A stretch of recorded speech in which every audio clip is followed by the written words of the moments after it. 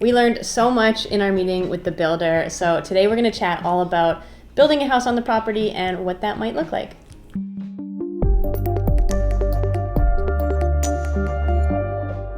Welcome back to our channel. If you are new here, I'm Katie, this is Theo. And third, I'm Steph. Theo is definitely more important than me, and I'm okay with that. But yeah, if this is your first time on our channel, we are a married lesbian couple from Vancouver, and we are the creators of Let's See the World. So today we have another update in our property series of videos. So we're going to be chatting about everything that we learned in our meeting with the builders. If you watched our last vlog, we went to meet with a building company and we learned so much. So much. There was a lot of information. There are so many different ways you can do things. And basically we've had a lot to process and now we're kind of getting to some answers. Yeah, it's nice though to have our questions answered and to sort of know what's possible and be able to make some real decisions about what we want to do and what makes sense for us, because we didn't really know what would make sense and what we could really do. So yeah, believe it or not, we've never built a house before. So no. So we are going to dive into a couple of the different ways you can go about it and what we are sort of thinking would make the most sense for us and also for the property that we bought. Yep. So the land that we bought is completely vacant land other than basically a well. There is a slope on the property, so that is something to take into consideration as well. And like basically with the site prep and everything, that is kind of the biggest factor, is like where to build on the property, how to prep the space and the ideal build site, and basically like with it being remote, how to get crews in to do the work. Yeah. So that was kind of number one thing that we were discussing. Yeah, it can definitely be more complicated building in a remote location. So that's kind of the biggest challenge for us to look at. Obviously, lots of people build homes in the Gulf Islands, but there are different ways of doing it that make more sense. So because it is more remote, like bringing a crew out there, I mean, you could easily spend a lot of time on a project like this, and because of COVID and the pandemic, everything is really backlogged. So depending on how you do it, I mean, you could easily be spending probably a couple years just on a building project. So that's a consideration. Basically anything is possible, because you've probably seen houses built on the side of a cliff or like built into the rock. It just means it's a lot more expensive. Yeah, so and the logistics are trickier, right? But it can be done. It can all be done. Anything can be done, yeah. In terms of the actual building, like Katie said, it's complicated to bring a crew out. So one of the things that we were looking at, and the builder that we met with happened to be a company that does this, is prefabricated homes. So instead of having a crew come to the build site, bring all of the raw material, cut, frame, put up the walls, etc. on site. Basically, all of that is done in a warehouse, and just like it sounds, it's prefabricated. So what this company that we met with does is they have a massive warehouse, as you probably saw if you saw the last video, and they take all the raw material and they basically build they frame out the walls and they insulate and they have everything ready to go, and then they basically just stack everything on a truck and they ship it all out to the build site, and then they just put it up. So they're not cutting, they're not measuring, they're not doing any of those things on site, which saves so much time, and it is also so helpful when you're working with things like weather or bringing a crew out to a remote destination. Like they have their whole crew at their facility and they do it all on site, and then they bring it out to where you're building, and it's way faster. It's really, really cool. Like when we first started looking at what building a home might look like, there's kind of two routes you can go, and one is doing like a stick build, they call it, which is just like building it from scratch. And yeah, that can take so long. There can be so many delays, and especially because of the pandemic, things are already backlogged. People are like booked up probably years in advance. So that could take a very, very long time. And then the other route to go would be doing something that's prefab. And as soon as we looked into that, we thought that could be a great option. Also, the companies that do it, there are so many neat things that they're doing in terms of just like sustainability and making it more eco-friendly, and like it seems to be a really good route to go, and the process is so much faster and just way simpler as well. Yeah. So prefab is different than manufactured homes. Yes. Manufactured homes are basically built completely and then brought out to the spot and then just plunked down and, away you go. Right. Prefabricated, though, they still build it like a house. They just make all the pieces elsewhere and then they put it all together. So, you still have your proper foundation or basement or things like that. And it's still worked into the land just like you would do a stick build. But it's different than a manufactured home where it's not completely built and shipped out as one piece. Right. So it's kind of like this hybrid of or something in between, I guess you could say, with like a manufactured home and a stick build. Yeah. But like Katie said, way more sustainable. Yeah. Way more efficient. And, even just things like not having a bunch of raw material get, soaked with water and the elements and things like that, and then having to dry out the walls before you put in the insulation. Yeah. Everything is ready to go and protected, and it's a really, really cool way of doing it. Yeah. Anyone we know who's built a home from scratch, there's always been so many delays, and we've seen just how long it can take, and all those delays also cost money, and it can just be really costly as well. So this is definitely the route that we've kind of always felt like we wanted to go, but we did want to go meet with the company and make sure that it was a fit and that it all made sense. And it's really cool to see the kinds of homes that they can build as well, because when I first thought, like prefab, like what do they look like? Are they still going to be like nice houses? But they can do like such gorgeous stuff, and you can either work off your own plans or you can work off plans that they have and kind of customize everything to your liking. And there's a lot of flexibility with how you can do it. So that's another reason why it really appeals to us to go that route. Yeah, for sure. Yeah, they can basically take any plan and then they run it through their machines and everything, which is like super precise with measurements and everything. And then they cut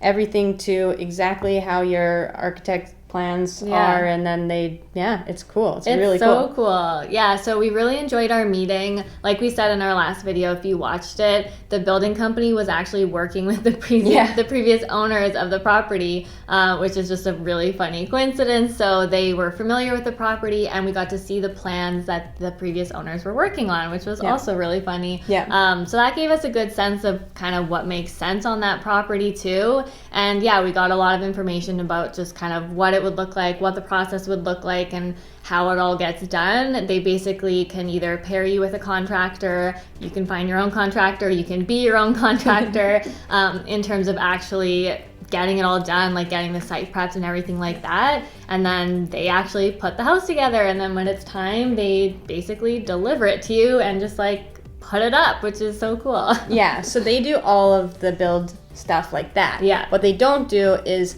they don't do the site prep for getting the house, like getting the build site ready to go, like, pouring concrete and things like that and leveling it out and clearing trees and all that stuff. They don't do any of that stuff. That's why you would need a contractor, or if you were your own contractor, you would take on the role of hiring people to basically come and do that. Yeah. They also don't do septic system. What they're going to do is they're basically just going to plug into like the septic system or sewer if it's on a property that has a sewer system, and then also electrical. So all of that stuff needs to be done without them in order for them to come and basically put the house together. Right. So even going a more simpler route, there's still a lot to do. Like Steph said, our property does have a well in place. It was put in place like several decades ago by like a previous owner. So the water, I'm sure, will need to be like flushed out again. We'll have to do a water filtration system of some kind, and then we will have to do a septic system as well, and then also bring the power in from the power lines, which are going through the back of the property. So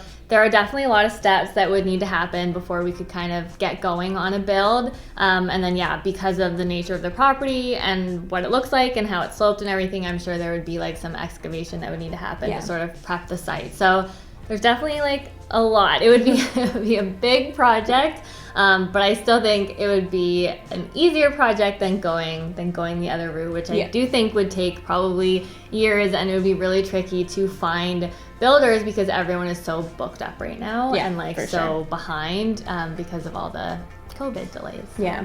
One of the other things we had discussed was basically, whether we want to build in stages or kind of do it all at once. Obviously, doing it all at once is a big undertaking and also a lot of money.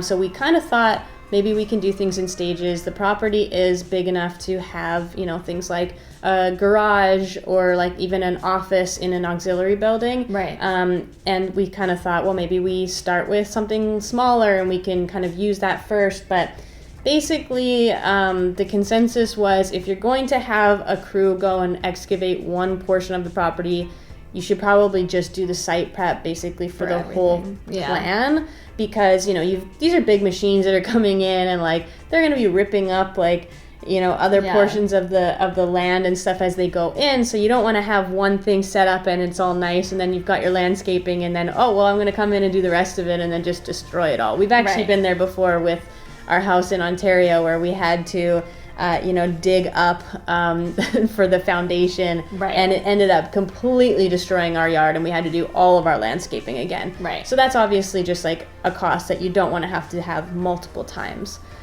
So that's something where basically if we did kind of start down this path, we probably would want to make sure that we're doing all the excavation at once, doing things in a way that's smart. And again, because you're bringing crews probably from the mainland or from Victoria, you want to kind of do it all at the same time instead of having to bring people out multiple times and things like that. Because you're paying for it every time too, right? Exactly. So the more times you have to bring out a crew and everything like that, you're paying for it too. So yeah, we definitely had thought before maybe this is something we could do in stages and kind of build on and grow into it a little bit. But it is feeling like it makes more sense to just sort of do it all at once. So it's more of like an all or nothing situation. And we don't quite feel ready for such a massive project. Like, it's a lot. There's a lot to do. And obviously we have a lot of other things on the go as well. And we know how much, time and energy it'll take to do a big project like this. So we're not in any rush, but I feel like now we have the information and that just really helps us to be able to know like what we do want to do at some point when we are ready. And yeah, like you said with our Niagara house, like we've been through a big reno, we've done a lot of this before, and so we know how much time it takes and how much it can sort of take over your life. Yeah, for sure. Yeah. So the good news is after that meeting, we did really get clear on what we eventually want. So you may be wondering what we eventually want.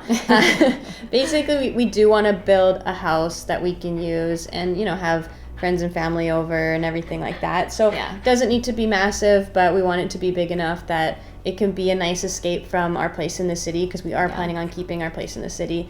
And then also, ideally down the line, it would be really lovely to have a nice big office space. I would love to see a garage kind of situation where you've got an office up top and then a gym down below. And then, of course, having a place to store like kayaks and other fun things. And we'll get to the boat at some point later. But basically, we do want multiple structures on the property. The zoning does allow for auxiliary buildings, so something like an office or a gym or a garage would be considered an auxiliary building, and that can be placed kind of like elsewhere on the property. We had discussed a rental unit of some sort. We're still kind of figuring out what that might look like and just how that would be allowed with the zoning, the bylaws and everything like that. So that's kind of the goal, is to have a house, a rental suite, and an office gym situation. So there's big goals, and that's the other reason why like we're not in a huge hurry, because we know this is like an eventual dream for us, and we know that we'll get there someday, hopefully someday soon. But yeah, that's really all we want. Like nothing outrageous, just space for us, space to have friends and family come 10-bedroom house, No. And space for, Theo to enjoy himself. And yeah, I would really love to have office space. That's something that's super important to me. And that's really it. So being able to, really see like, what the cost of something like that would be and what kind of plans would work on the property and all of that was really beneficial. So we definitely have a much clearer idea, but we also walked away kind of, realizing that we're probably not going to jump into this right away because there are sort of so many steps of things that we need to do before we can even get started. Like our first steps are going to be, you know, getting a quote for a septic system and looking into like the water and all of that. So it's going to be probably a slow process, but I'm still excited because even if we just go like bit by bit, it's still really exciting to know that this is, just a long-term plan for us and something that we can kind of really grow into and work on for years. And we have been kind of brainstorming some creative ways of being able to use the property in the meantime. Yes. And we will tell you more about that in a future video. Yes, there's still so much more to chat about because there definitely are ways of, being able to utilize it now, because if we're not going to, you know, go ahead and do a huge building project right away, we obviously still want to utilize the property and be able to go out there and enjoy it. So talking about different ways of being able to do that. So there are lots of options that we're excited about. Yeah. Okay, so I think that is everything for today. Hopefully that gives you a good update of where we're at. And if you have any questions, feel free to pop them in the comments, or if you have any thoughts or if you've done tips, this before or done anything like this before, or if you have any other creative ideas on what to do with the property, we have some that we will share, but love to hear yours. Because we are still very much just in the planning and dreaming stages, so we would love to hear what all of you think. And thank you so much for following along. Everyone has just been so kind and so sweet and encouraging, and it really means a lot to us that you're excited as well and that you're excited for us to go on this journey, so thank you for that as well. So please give this video a thumbs up and make sure you're subscribed to our channel so you can catch all the future news and all those ideas we have, and we will see you soon. Theo says bye. Bye.